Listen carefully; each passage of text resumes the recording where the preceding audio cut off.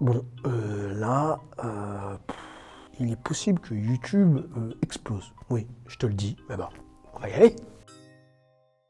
Hola todos, tudo bem. Oh là là là là. Sache que je suis chaud, même très chaud. Parce que dans cette pépita, nous allons démontrer de manière méthodique toutes les bêtises que l'on dit sur les couples. Oui, j'ai pris ma voix de dictateur africain. Car on nous vend des bêtises évidentes. Mais avant, la vie, c'est pas gratuit. Donne de la force à la chaîne. Je travaille là. Oui, toi qui appuies sur un bouton et qui me met dans sa bibliothèque des vidéos à regarder plus tard, avant de faire ça, lâche ton like. Hein? Tu penses sûrement que je suis un youtubeur influenceur, mais moi, je suis pas là pour ça. Je veux choquer le monde. Parce que lorsque la vie va s'occuper de moi et que je ne serai plus là, moi je leur dirai, moi j'ai appuyé sur le bouton. Hein. C'est eux qui n'ont pas mis de like, qui n'ont pas fait, voilà, moi j'ai fait ma vidéo. Ok, tu te sens coupable? La culpabilisation, comme les clashs, ça marche. Bon, restons sérieux. Aujourd'hui, j'ai envie de te parler de choses très sérieuses et qu'on arrête avec certaines facilités. Parce qu'on vous prend pour des gens bêtes. Ah, tu ne savais pas? Oui.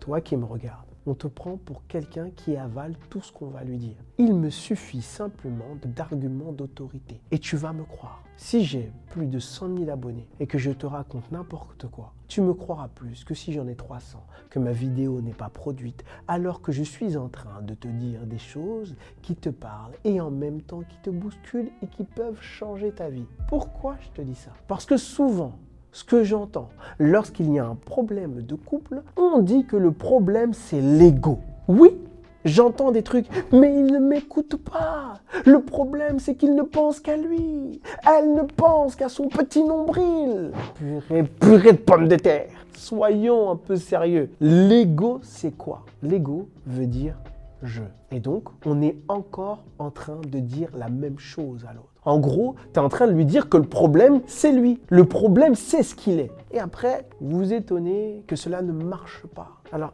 écoute bien ce que je vais te dire et note-le au plus profond de ton être. Tu n'es pas un problème. Attends, je répète, tu n'es pas un problème avec vos têtes là. La difficulté, c'est que nous ne savons pas nous gérer. Nous ne savons pas nous décrypter. C'est ça la difficulté. Puisqu'à l'école, on ne nous a pas appris. On nous a appris à rentrer dans des cases qui nous correspondent. Pas forcément, on fait ça plutôt que de nous comprendre. Alors, prends des floppies et un cahier parce que je mets les gants et je vais opérer sans anesthésie. Il y a deux types d'ego. L'ego positif et l'ego négatif. Et pour comprendre le fonctionnement de l'ego, il est essentiel qu'il soit relié à une chose. Alors, je te laisse 10 secondes pour me dire en commentaire ce que c'est.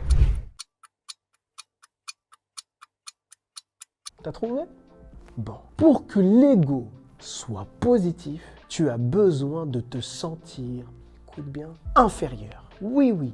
Ce qui fait que ton ego est sain, c'est qu'il est indispensable que tu te sentes inférieur. Là, je t'entends. What? Patrick? C'est pas ça. Patrick, franchement, laisse-nous tranquille. Attends.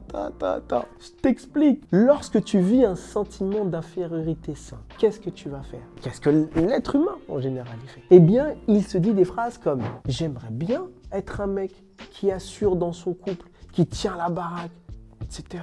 J'aimerais bien être une fille que l'on respecte, dont on perçoit la valeur et qu'on ne prend pas de haut. » Ces phrases qui commencent par « j'aimerais bien » indiquent que tu es en train de te créer un idéal positif.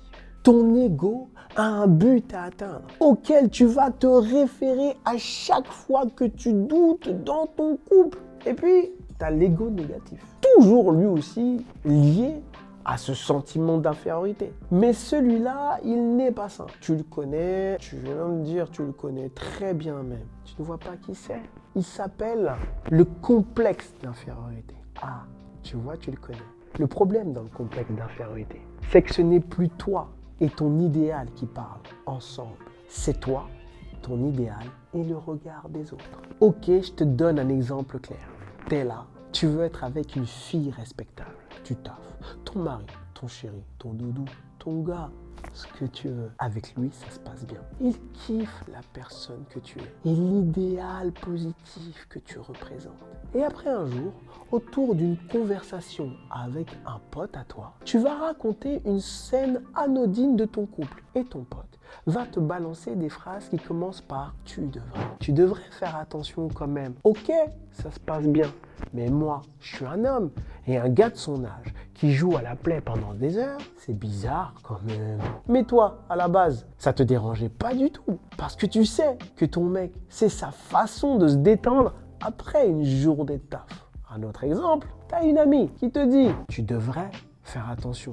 Le gars là, pour l'instant, il dit rien. Mais si tu t'imposes pas comme la bosse, il va te marcher dessus. Alors qu'au fond de toi, tu sais bien que ton homme, il n'est pas comme ça. Le regard des autres te crée un complexe d'infériorité, car ces autres viennent donner un avis et va changer ton regard sur ton idéal positif. Mais à chaque fois, le point commun, que cela soit dans le sentiment d'infériorité ou dans le complexe d'infériorité, c'est qu'il y a toujours de ta part et donc de la part de ton ego l'envie de s'améliorer. Et vous formez toujours un couple. Bon là, tu vois, c'était la première partie de ce que j'allais te dire. Alors, je pense qu'il est important qu'on fasse un résumé. 1. L'ego, c'est bien. 2. Ton ego a besoin de se sentir inférieur pour évoluer. 3. L'ego négatif. C'est lorsque les autres font naître chez toi un complexe d'infériorité.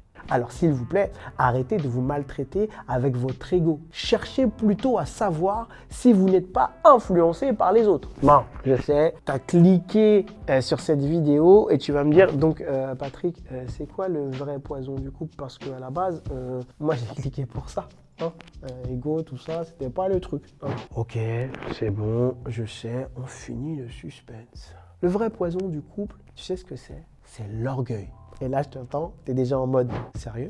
Really? Tout ça pour ça? Donc, en fait, t'es un prof de français? Vas-y, Patrick, tu chipotes! Alors, déjà, tu vas me parler correctement. Et si je suis un prof, je suis le prof le plus stylé de l'histoire du style. Et non, je ne chipote pas du tout. L'orgueil, c'est différent. Mais alors, totalement différent. Parce que lorsque vous êtes dans l'orgueil, vous n'êtes plus un couple. Vous virez l'autre, mais sans préavis. Il n'est même pas au courant que ses bureaux sont vides. Et là, à ce moment-là, vous balancez des phrases qui commencent par « c'est pas mon problème. Qu'est-ce que tu veux que je te dise? Je suis comme ça et je ne changerai pas. » Lorsque vous vous exprimez de cette façon, vous virez l'autre de votre intimité. Vous le rejetez, vous n'êtes plus proche. Et pourquoi? Parce qu'il est fort probable que sans le savoir, votre partenaire vient d'appuyer sur une peur que vous n'avez jamais suggérée et dont vous n'avez jamais parlé à personne. Je te donne un exemple. Elle te dit, toute gentille, tu sais, je pense que l'on devrait aller voir quelqu'un. On n'arrive pas à communiquer ensemble et ça commence à poser problème.